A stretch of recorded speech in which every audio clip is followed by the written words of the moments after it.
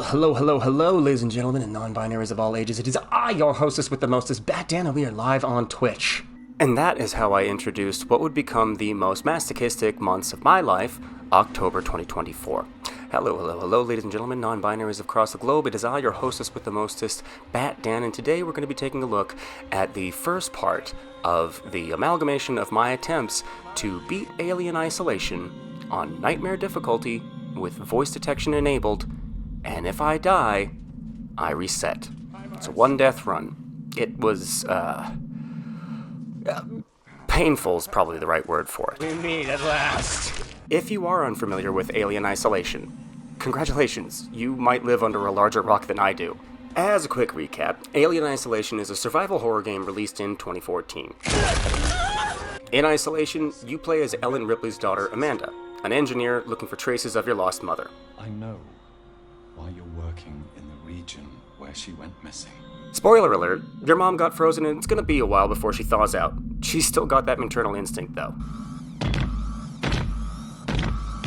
Get away from her, you bitch!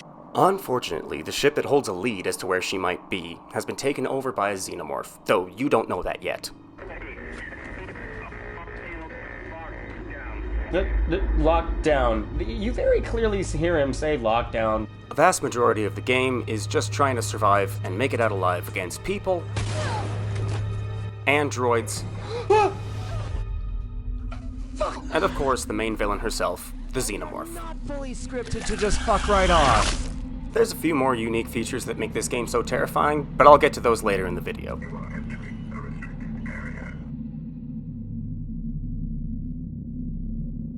I started off day one by establishing some ground rules for the challenge. So obviously, die equals restart. In addition to dying meaning that I would have to start over, I created rewards that would allow chat to force me to call out to Margie. I named the alien Marge. Hi, Marge.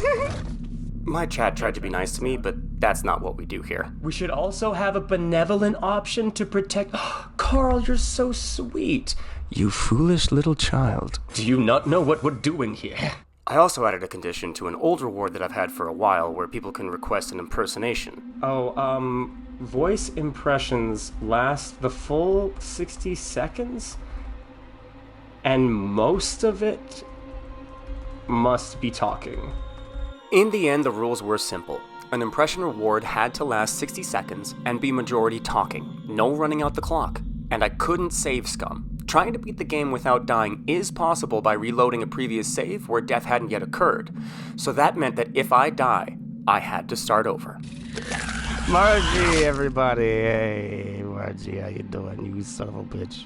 I also went ahead and spent a small bit of cash on a USB microphone, so that instead of hearing this, you would hear this. Give me a confirmation heads up. Testing. The microphone is this one and not this one. I can eat this all day long. I put it in my mouth. It won't matter because this is the one that I'm talking into, right? So with the rules out of the way, it was time to get into the game, and boy was I excited. Oh, this is gonna suck. Alright, let's not overplay it. Happy October month, everybody. Oh, I've been waiting for this one. It was not very long into the stream before I ran into the first problem. I forgot where getting dressed is. Oh, frick. Map data's unavailable. The things that make Nightmare the hardest difficulty in this game are threefold. 1, the motion tracker sucks. It's glitchy and has a hard time showing a consistent readout. To add to that, you have zero access to any map data, so the two options are either memorize where to go or rely on the direction indicator provided by the motion tracker. Along with that, you are just way squishier than normal. Like, you have to avoid confrontation as much as you can, as it often only takes one shot to become compost. And then, of course, there's the main attraction, the constant presence of the xenomorph. The alien has two programmed brains. One has no idea where you are and takes a while to learn your patterns, and the good news is that this is the brain that is responsible for controlling the alien's movement. The other brain knows exactly where you are at all times and actively sends clues to the controlling brain, which over time will help it learn your patterns, becoming less dependent on the clues themselves. As a fun added bonus, the rate with which the controlling brain receives these tips is cranked to 11 for Nightmare mode, meaning the alien is hardly ever more than 2 rooms away from you at any given moment.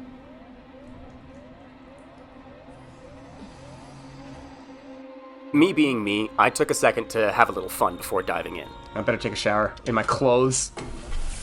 La-da-da, ya-da-dum. La-da-dee, la-da-doo, la-da-dum. Okay, that's enough Squidward shower. Personally, I found the ship's android's lack of safety protocol appalling. Samuels, if you're not using the bed, it should be put away, and you know that, okay? It's protocol. After leaving the Torrens and watching a cutscene, I was aboard the primary location of the game, Sevastopol Station, starting with a moment of unfortunate foreshadowing. It's still not aliens yet. They're still just people. There was also the question of how exactly to go about this challenge, considering I'm not a full-time streamer and I would only be streaming a few hours at a time. I guess very technically what I could do is if we die, I could restart... Can I manually restart from, like, this point right here? I guess maybe if I do a save, and then I do a restart, like if I need to. As always, my moderator Bkob K Weedman had a good solution. Make only... Oh my god! You're right! Make only one save at the start, Bob. Was gonna ask how quick to skip the cutscene. No, yeah, for sure. Make one save at the start, because we don't need to save. Who the fuck cares if we die, and we're not gonna save scum? This is the only save of the game, right here. I quickly made my way through the beginning of the ship. The alien isn't programmed to come after you, which is why I'm confidently running over body bags to have our first encounter with our only friend in the game, Axel. Stay still. As I mentioned at the start, it's not aliens all the way down. The first thing that you encounter on Sevastopol are humans. Some are just going about their business. More than a minute. Doesn't count yet. Not timer. I'm Ringo. I like to play the drums. Some are actually on the lookout for a reason to introduce you to their brand new shotgun. This way. Get down. Fucking down. It was actually this early into the game that I was forced to restart for the first time, though it wasn't actually a death, and I still attest that it wasn't my fault, but Axel's. But you be the judge, watch the clip. We still got to get through there.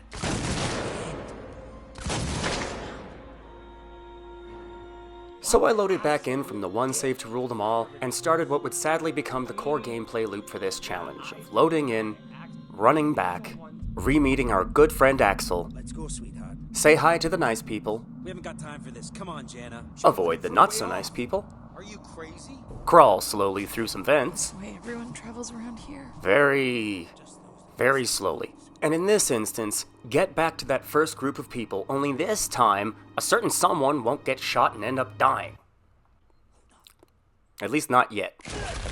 I successfully made my way around the first group of people, helped Axel with a dual switch override, and became an accessory to murder. Now, it might come as a shock to you that this is the point where the game takes away your bestest friend, introducing the alien and really hammering home the idea that nowhere, no one, is safe.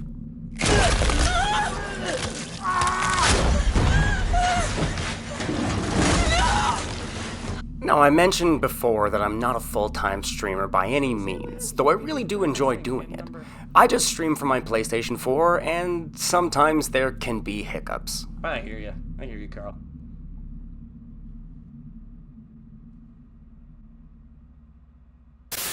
I swear, if this means that I'm back... Well, if I'm back to where I was, that's not that bad. Unfortunately, there had been a break in the internet connection, and I had to restart the entire stream, but I wouldn't let a little bitty loss of internet get me down. I loaded back in, raced back to re-meet Axel, said hi to the nice people, I'm Ringo, I like playing drums. hid from the bad, used the vents, got around the group, helped Axel, said bye-bye Axel, Bye, Axel. and barring another internet loss, I was finally making progress. What the hell was that thing? Now, I've been convinced for the longest time that the earliest possible interaction with the alien is the scripted event of her dropping down from the vent shortly into the game. Margie, can you come down here? Well, I must have been feeling a little bit too cocky, and the game decided to take the time to remind me who exactly was in charge around these parts. You see me back up rather than continue forward out of the train car, and it's a good thing too. No, I don't think she can. La la la la la la. I don't think she can. No, she's not here. She's not here. Whoa, whoa, whoa, whoa, Whoa! With my objective updated, I set out ahead finding the first useful tool in the game, an access tuner. The circuits were fried, but that's an easy fix. Okay. We find her, kill her. I had to navigate around some bloodthirsty hooligans who quickly learned that Amanda Ripley is no pacifist. There is a trophy involving pacifism, but I wasn't out to try and not kill 2 trophies with 1 maintenance jack. After legally scavenging the hack tool from those idiots upstairs, I moved towards the next big moment of the game. See, as I mentioned earlier, playing as Ellen Ripley's daughter comes with some built-in heartache. I couldn't find a clip to show it, but in the sequel to Alien there is a cut scene where Ellen finds her daughter has grown old and died in the years that she was frozen in between movies. Oh god, the flight recorder. So when we finally locate the flight recorder we came all this way to find, it's no surprise there's been a complication, and it has been wiped clean, containing no more data. No. Conveniently, this is exactly when Sevastopol's security AI decides to wake up and do its damn job. Unauthorized access detected. Security lockdown initiated. So, with our main goal in flames and the ship in a lockdown status with no way of contacting the ship that we came from, the Torrens, our mission now becomes a fight to survive and simply make it out alive. Cue Margie. Fucking gorgeous.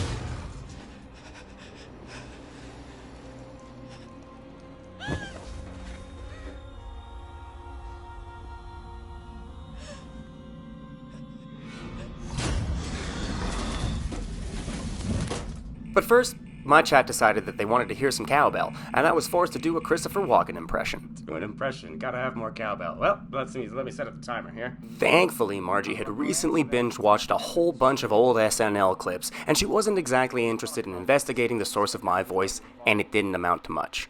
And here's 5, 4, 3, 2, 1. Happy New Year. I managed to sneak by the chaos unscathed, and after a short elevator ride, and ignoring a very polite android, Please take a seat. Someone will be with you shortly. I finally progressed enough to grab the janked-up motion tracker that I mentioned at the start of the video. Alright, well, let me get the motion tracker. Some kind of There's a save tracker. up top. There's a save up top. I was wrapping up stream when I remembered that I had committed to a one-save-only kind of deal, and was starting to get a little nervous. Well, but here's something. I do have to save it when we end, though. Because, like, I'm coming up to the end of stream. There's no way I'm going to do this. We literally will have to restart at some point. We can't do this save thing. It's a cool idea if we were going to do an elongated stream, but I'm still only going to be streaming until 9, which is in 15 minutes, basically. I already said that the last one you made is the final save state before you have to restart. So wait. Is what you're saying, when we end the stream today, if we don't beat it, we just fucking go back and we restart at the beginning of Friday's stream? Is that what you're saying? Alright. Not saving, then. Quick backstory on my moderator Bob here. He's been my best friend since I was 8 years old, has always been better at video games than me, and he also gets a kick out of watching me suffer. I actually entertained the idea of having only one save and restarting if I couldn't finish the entire game in one sitting. Okay, well, if we're gonna try and do this, by the way, Bob, if we're gonna try and do this in one stream, one continuous thing, like if right now, when I'm done, I go, alright, that's it, quit to main menu, and we'll restart on Friday, then on Friday we gotta start at 6. Like, we should do a 4-hour stream then. Turns out that I had just misunderstood what Bob was trying to say. That happens a lot in stream. And though I still think that he may one day try and get me to do a full one-shot, he elaborated. Oh, yes! I feel like I understand here. I have survived up until this point. It's the end of stream, I can save. Like, at the end of the stream, wherever I am, I can save. That's basically it. But I can't save until that point. Got it. I dig it. Thank you, Bob. If I was doing this more like full time, where I was gonna do a stream for like 8 hours a day, every day, as my job, oh god, I can't wait to do that. And so I found me a save station, and day one came to a close. Though I had experienced a couple of setbacks, I felt confident that those weren't my fault, and neither had been an actual death, so I was pretty okay. Now take note, all ye who doubted me. The only 2 times that I had to restart in this stream right here, in these 2 hours and 5 minutes, were when Axel got shot.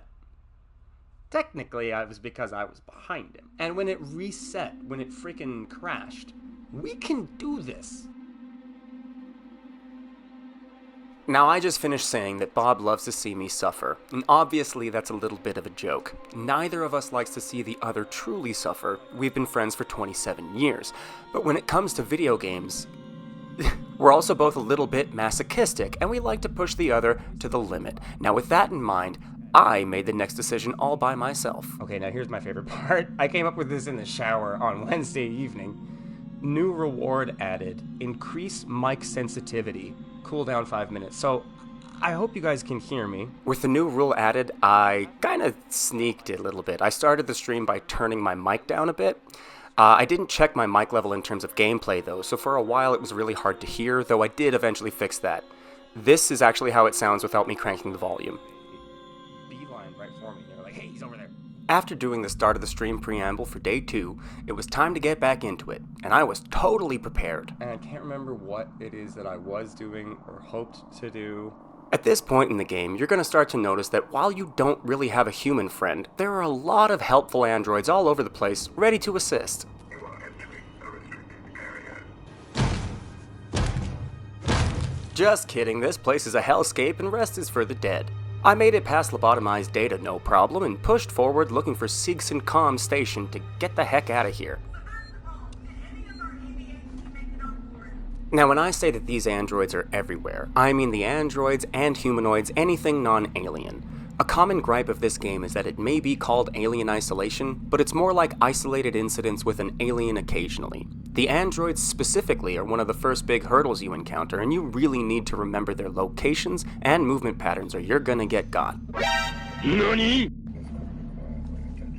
Personally, I don't mind so much. I'm usually pretty good at avoiding them, and especially with what I'm trying to do here, I will gladly take some breaks from feeling like I'm about to have a heart attack. For some reason, though, the game gods weren't having it, and on day 2, this one android was insistent on personally escorting my soul from my body, though I did end up giving him the slip.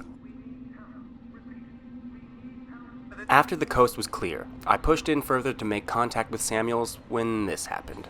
Log install recording. Seek access only. Okay, I want to pause right here to say that it's been a hot second since I played this game, and I entirely forgot that for this section there are a series of events that allow you to easily go around this dude. But, yeah, I forgot. Sadly, it was too late. Try as I might to hide under a desk, I'd been spotted, and it was time to run. I planted a smoke bomb outside my hiding place. I'm not entirely sure what I thought this would accomplish in hindsight, but what it didn't accomplish was my escape, and I was to experience my first death at the cold, rubbery hands of a synthetic. I think that's it. Fuck! Of course, that meant that we had to start over, so I started over from the main menu to avoid save scumming by loading in my previous save. Now, I could have loaded in from the Mission 2 chapter in order to skip the entire beginning section of the game when you're completely safe aboard the Torrens, but I didn't think about it at the time. Now, it doesn't have that much relevancy at the moment, but later on, starting from the main menu becomes really important. Doing this also had the funny side effect of having to restart again before any action had actually happened. Samuels, get on the bed. Samuels, get on the bed. We need to inspect you. Samuels. Cool. Neat. Let's do this again. This doesn't count as a death. So, for the second time in day 2, I created a new save file. Samuels didn't break this time, and everything was looking okay until it came time to help Axel murder a hapless Sigston employee just days before retirement.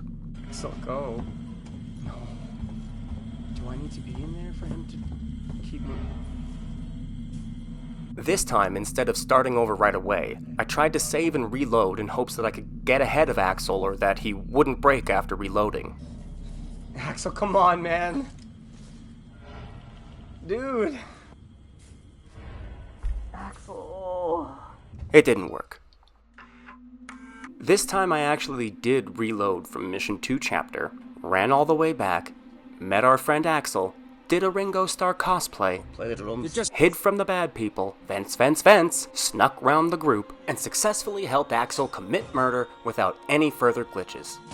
I had finally made it back to the androids when Bob decided I'd had it too easy up to this point and redeemed out a call out to Marge. Son of a fucking asshole. Unfortunately for me, the androids don't care that I'm not trying to get their attention specifically, and it was once again time to boogie. You got something going on over there, don't you, Margie? This time I actually did manage to give the androids the slip, and after hiding in the vent I still didn't realize I should be using in the first place, I cracked the code on the comm system. I've never been so happy to see a cutscene. Samuels! You're alive! It's Rippling! Apparently some tyrant at Siegson didn't like me making an emergency call for my own safety, so it was once again time to run. It's basically either time to hide, or time to run to a new hiding spot with this game, so... it's a survival game, so go figure. I knew that there was an android around the corner, and I really wanted to make progress, so I figured that I could get his attention by throwing a noisemaker to lead him into the room that I had just been in. It worked alright, and I managed to escape, but several androids were now hot on my heels, so I took safety in a trusty cabinet. Those plastic bastards kept me in there for about a minute, hovering like vultures. I honestly thought that I was going to get yanked and strangled, but they eventually left, and I was able to make it back to the elevator. Fuck you all. It was getting to be near the end of the stream, and I knew that a save station was ahead, but I still needed to keep aware of my surroundings. Never know who's going to be laying in wait to drop down and give you a big hug. I sidestepped Margie and found the save station to bring day 2 to a close. You can see that I'm really excited. If I only knew just how many times I would see this particular save station, but enjoy it for now, past me. Enjoy it for now. Yes! On day 3, I fixed the volume of my microphone and added a lower sensitivity option, as chat really did seem to want to be on my side during this challenge. Rex also suggested that I do some stuff, have some rewards that were kind to me. You can have me lower the mic sensitivity and have 5 minutes of no talking. So we added the benevolent options and loaded back into where we left off on day 2. Honestly, day 3 started off a treat. I was catching the androids at the right times to breeze by, and even using the vents properly. I had just opened a hatch and I knew that I was close to home free when I ran smack into an extremely locked-in android. I wasn't sure what to do, but I ended up just grabbing his attention and baited him over to do a little ring around the rosy and took off to the next elevator. Just going for it. Oh, just going for it. Oh, God. Every time that I play this game, there is always a moment that makes me remember to look down, look up, just generally grow eyes everywhere on my body. This here was one of those moments. Fuck! No way! No way! With another death comes another restart, and again I chose to start from mission 2. Alright, here we go again, just like CJ said. I made it back to Synth City, but someone must have tipped him off that I was coming, because Anxious Andy over here was staring daggers at me, which is really easy to see on watchback, but I completely missed it at the time. Of course, that meant it was once again time to haul ass, and I tried to shake them off, but I ended up surrounded. Don't worry about me. Don't worry about me. Don't worry about me, you son of a bitch. Oh, no. Okay. So here were my options. A. Simply just keep moving forward, dodging the synthetics in their strangling grasps and live. Or B. Turn around, try and swing at their face and die. Let's see what I chose. Don't worry about me, you sons of a bitches! Oh, don't worry about me, you sons of bitches!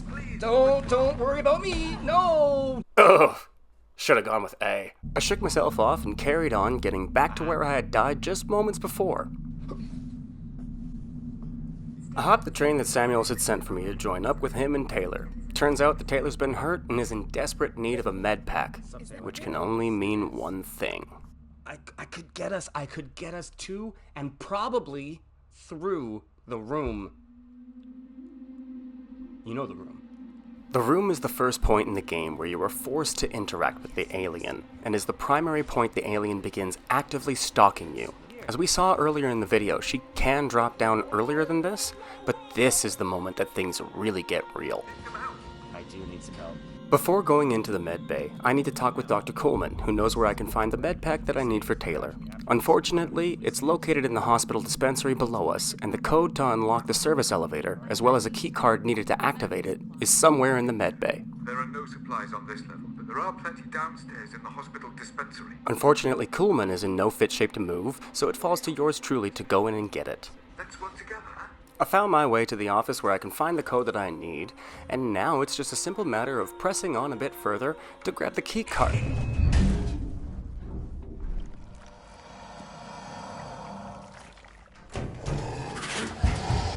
Xenomorphs.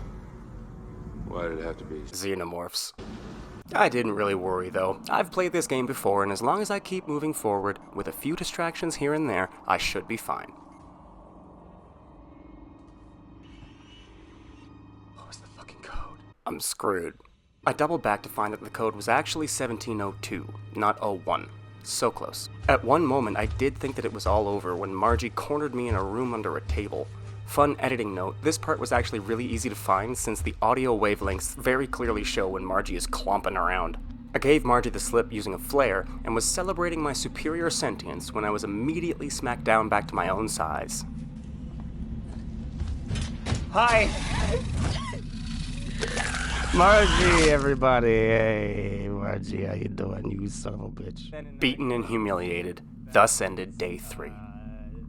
That's the end of the stream, folks. Thanks very much for showing up. See you tomorrow, 7 p.m. Mountain Time. The next stream I started from the main menu, and I wasn't aware of it yet, but I was about to stumble onto information that would add drastic variability to each consecutive attempt. Now this clip right here has absolutely no value, aside from the fact that I noticed there is ethanol on this crate. And remember that. It's part of that really awful information that's still to come. Unfortunately, this was to be the fastest run in a minute, as someone decided to redeem a call out to Margie right here, and the results were swift. Yeah, we just redeemed a call out for Margie. Here we go, alright. Hey, yo, Margie, yeah, get him, fuck him up.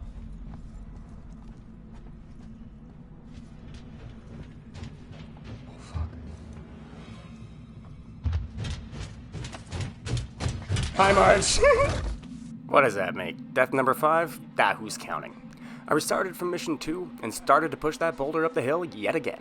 Now as I climb this ladder, remember, I just restarted from mission 2, aboard Sevastopol. I didn't do a full restart from the main menu. And hey, the ethanol was still there. No, okay, wait, here's something interesting. It may be worth it to restart completely from mission 1, just simply because of the fact that then it randomizes every single thing again. Because right now that ethanol was still there. Seeing the ethanol in the same place gave me the feeling that each time you created a save, it would randomize item placement, but I still needed to collect a little bit more data. Now, in the last attempt, before being eviscerated, I remembered finding Compound B on Axel's bed. Now, I always thought that there was a blasting cap on Axel's bed, because when I did this back in 2022, and wasn't trying to do this silly challenge, that's what I remembered being there. What I wagered was, if there was some Compound B on Axel's bed, it might be true that the items are randomized, but only when creating a new save, and the idea of hitting either a God RNG seed or absolutely nothing was something I really wanted to explore.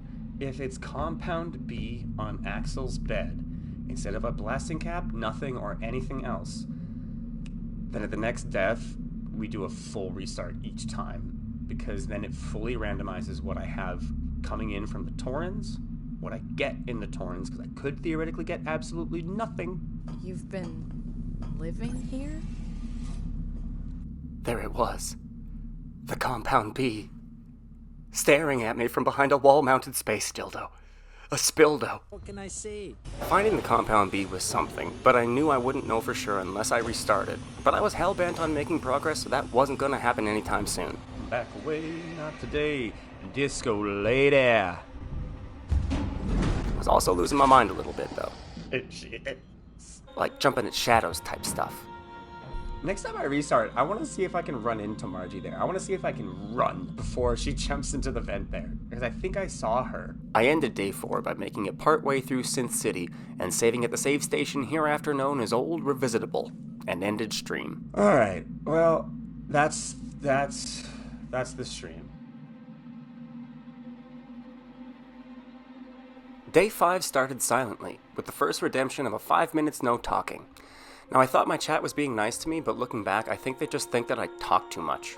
It actually didn't take me long to reach Dr. K. I remembered the code this time, and made a beeline for the objective with the alien trailing right behind me. I got caught under a desk again, and I was pretty sure I was cooked. All it would take is for someone in chat, especially Bob, to redeem a call-out, and it was all over. Thankfully, Bob was actually feeling merciful and hit me with the second 5 minutes no talking redemption.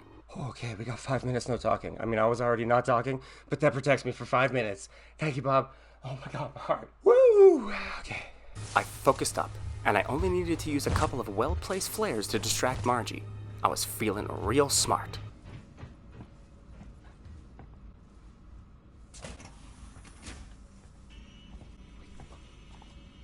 I went the wrong way! I somehow made it to room 829 and found the key card without running into Margie again. Everything was going okay so far, and now just came the task of making it back to Dr. Coleman. Okay, hold up. I promise I won't interrupt the video again. It's just that this is my first long-form video like this. You know, chopping up hours of footage and adding narration and junk. And if it does well at all, I just know that there's going to be that one person in the comments who is about to scream at me for not taking the smart way out of here. There is a really easy way to exit this situation and return to Coleman. By simply walking around the corridor I was just in and using the keycard I just got. I don't show it in part 1 here, but if you've made it this far already, I just want you to take solace in the fact that I do eventually realize the easier way. And also, spoiler alert, I'm about to backtrack the entire way I came and still not get got, so yeah. Take that. I even managed to give Marge the old Texas desk shuffle without even using a flare.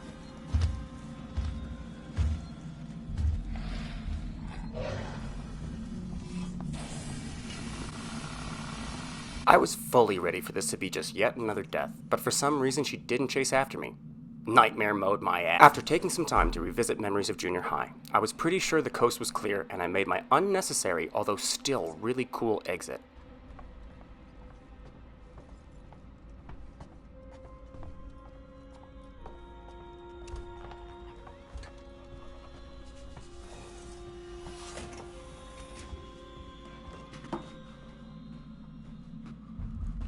I'm a fucking god! After celebrating with humility, I chastised Coleman for putting my life in danger and headed for the exit. Damn you, Coleman! You knew that thing was here! Fuck you, you piece of shit. I thought it might be there. There's a difference. Coleman got the elevator fired up, but remembered that he'd left the stove on, so regrettably had to stay behind. I thanked him and left. I'm watching. You got it. Bye. See you never. Oh god. I forgot I have to use the keycard. Dude, that feels good. At this point, I was further than ever before in this challenge, but day 5 still wasn't over yet.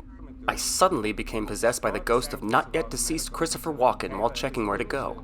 Wow. Search through San Cristobal for a trauma kit and return to the transit station with it. Alright, we can do that. Margie still wasn't having any of my impressions, so I was safe for now and kept going. Although my feelings were a little hurt. It's all weird, it's crazy. The video equipment on Sevastopol is outdated, so I was forced to watch a janky video message from a spooky melted wax figurine brought to life by some sort of spell, probably. This is Lingard. After that, I went to move things along, but for some reason I remembered incorrectly that the following explosion would scare the alien away for a second, and I was wrong. Hello, alien. Fuck!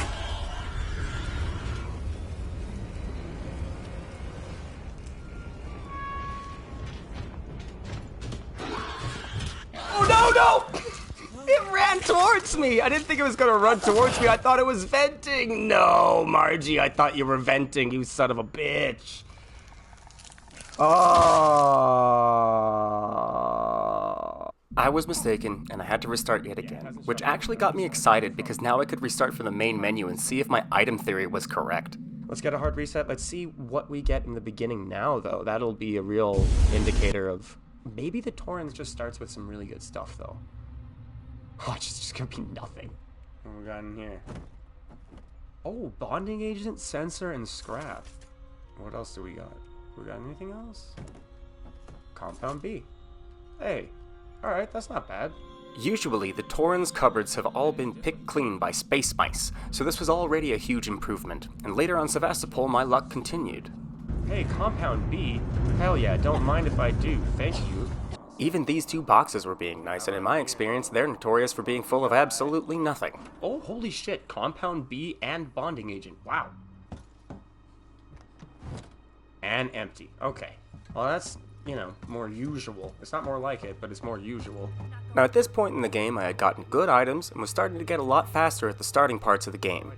I also remembered that I was pretty sure that I couldn't be killed by the alien before she drops down from the vent proper, so I was pretty confident when I did this. Oh yeah, right, I want to try something.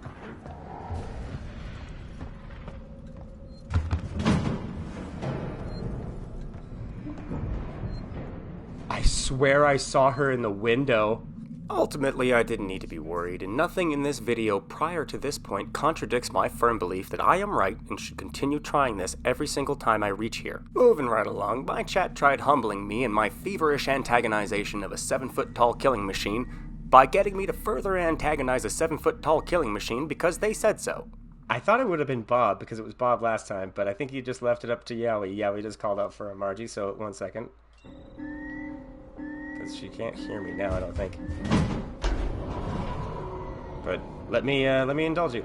Hey, yo, Margie, come on back here through that vent, you dumb bitch, and leave those teenagers alone. I think she's scripted to not come back after me right now. I think I'm safe. And just in case, I'll do another one, actually. Yeah, that's right, you heard me, you dumb bitch. Come on out of that vent, Margie. We'll see. They even hit me with a Kronk impression. You can't go wrong with a Kronk impression. Do an impression, Kronk. Okay, I gotta do an impression for 60 seconds.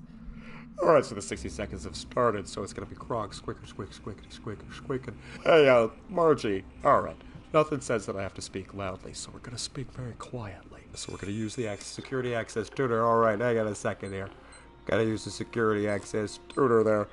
Hold on a second. Gotta use the, oh shit, figure slip. Alright, gotta use the security access. Figure slip. Okay, here, hold on a second. Gotta use the security access tutor here. And we're in. Alright, we're in. We're good. Okay, look.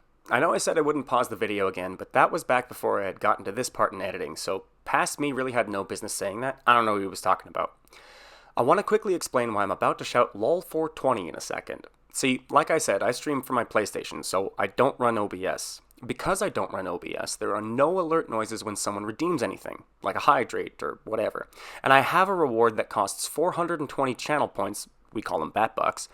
Now what I want to happen is for the stream to hear a pre-recorded message of me saying, LOL 420, but until then, I just say it every time someone redeems this myself. So chat was really trying their best to take me out here.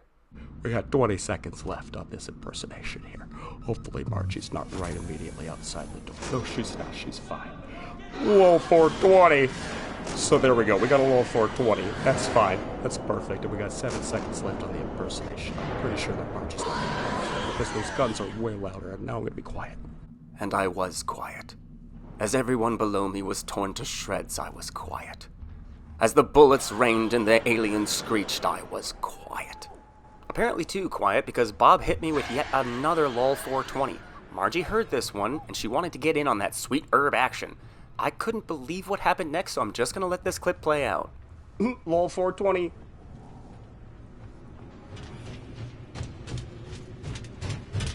No, don't worry about...